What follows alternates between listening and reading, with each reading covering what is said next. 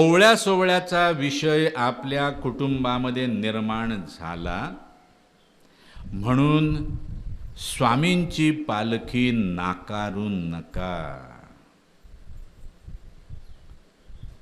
काही असलं तरी स्वामी माझ्या घरी यायलाच पाहिजेत बाबा. कारण स्वामी आले की स्वामींच्या सोबत आनंद असतो,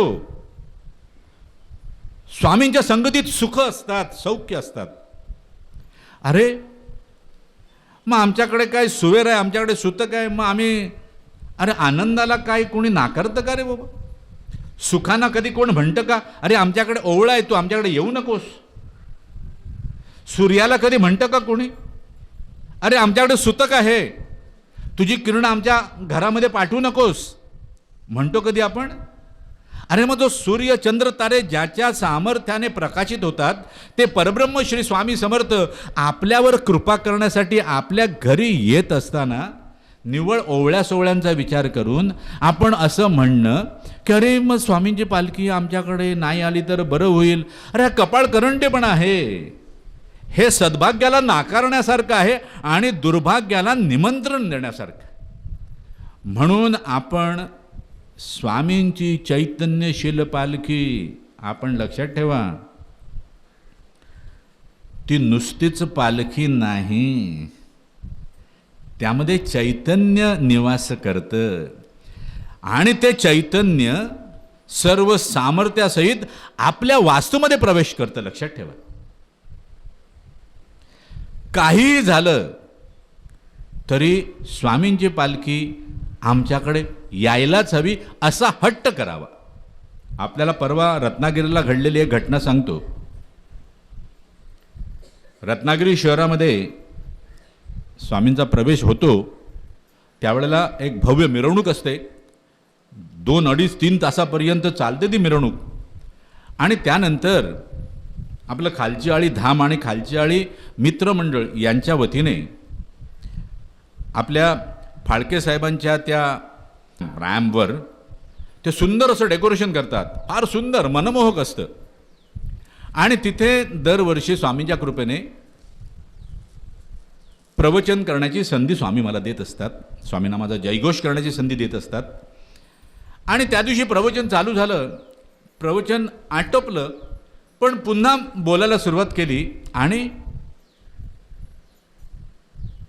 स्वामी एका भक्ताच्या घरी येणार, पण त्याच्या कुटुंबामध्ये ओवळ्याचा विषय निर्माण झाला. सोयर आलं त्यांना, म्हणून त्याच्या कुटुंबातील त्याच्या भावकीतील लोकांनी अंग काढून घेतलं आणि हा गरीब बिचारा एकटाच स्वामींच्या स्वागतासाठी बसलाय. आणि हे विवेचन केलं आणि त्या दिवशी सांगितलं, एखाद्या भक्ताच्या घरी जर एखाद्या जीवाचा देहत्याग घडला असेल तरी देखील स्वामींना नाकारू नये. आपण स्वामी चरण धरावे आणि स्वामींना प्रार्थना करावी, स्वामी आमच्या जीवाभावाचा हा जीव देहत्याग घडलाय, तो त्याच्या पुढील प्रवासाला निघालाय, आम्ही त्याच्यासाठी काहीच करू शकत नाही, पण स्वामी तुम्ही करू शकता. त्या आमच्या जीवाभावाच्या त्या जीवाला, त्या आत्म्याला आपण आपल्या कृपेची छाया द्या. आणि आपल्याला सांगतो, ज्यांच्या घरी स्वामी निवास करणार त्या दिवशी संजय भिसे साहेब, त्यांच्या एका नातेवाईकाचा त्याच वेळेला देहत्याग घडला आणि त्यांना कळवण्यात आलं असं असं देहत्याग घडलाय बाबा आणि प्रवचन चालू आहे. प्रवचनामध्ये जे सांगितलं ते त्या भिसे कुटुंबियांनी जसंच्या तसं आचरणात आणलं. ते म्हणाले काही हरकत नाही, आमच्या एका जवळच्या माणसाचा मृत्यू जरी घडला असला तरी आता आम्ही प्रवचनात जे ऐकलं तेच करणार. आम्ही स्वामींना घरी घेऊन जाणार, आम्ही स्वामींची आरती करणार, स्वामींना नैवेद्य अर्पण करणार आणि स्वामींना प्रार्थना करणार. तो आमचा जो जीवाभावाचा माणूस गेलाय त्याची पुढील जी गती आहे ती आपण उत्तम करा. स्वामी भक्त हो,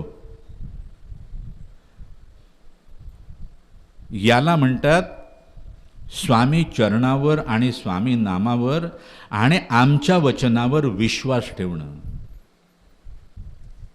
संजय भिसे हे रत्नागिरीच्या कलेक्टर ऑफिसमध्ये अधिकारी म्हणून काम करतात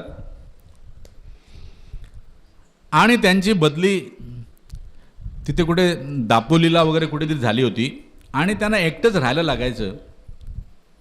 आणि पालखी सोहळा आरंभ झालेला आणि स्वामी पालखीत बसून त्यांच्या घरी गेले आणि मला म्हणाले, काय मला सुट्टीच मिळत नव्हती, मी कशी तरी सुट्टी काढून आलो आहे, कशी तरी सुट्टी काढून आलो आहे, मी कंटाळलो आहे आता तिकडे, माझी बदली रत्नागिरीत झाली तर फार बरं होईल, म्हणजे मला इथे कार्यक्रमाचं आयोजन पण उत्तम रीतीने करता येईल. म्हटलं असं नक्की? ते म्हणाले हो.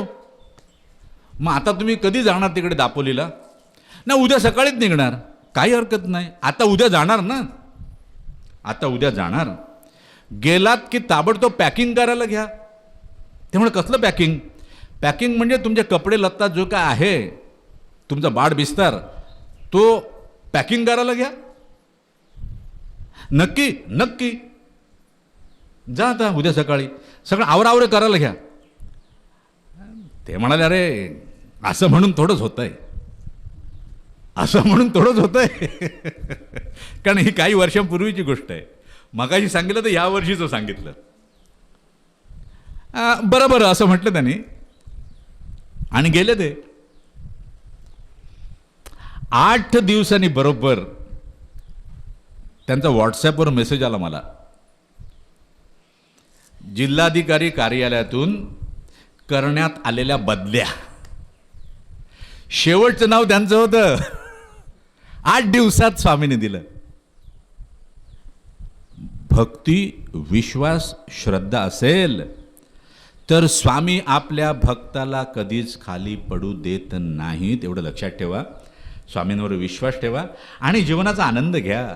जीवनाचा आनंद घ्या. जर आपण स्वामी भक्तांनी चेहरा पाडून कधीच राहायचं नाही, कधीच ना. कशाला चेहरा पाडून मी का राहायचं बाबा? माझ्याकडे स्वामी पाहतायत, मग मी हसतमुखच असायला हवं. मी हसतमुखच राहायचं. परिस्थिती काही असू द्या, त्याला सामोरं जायचं स्वामीनाम घेऊन. आपण निश्चितपणे त्या परिस्थितीवर मात करणार.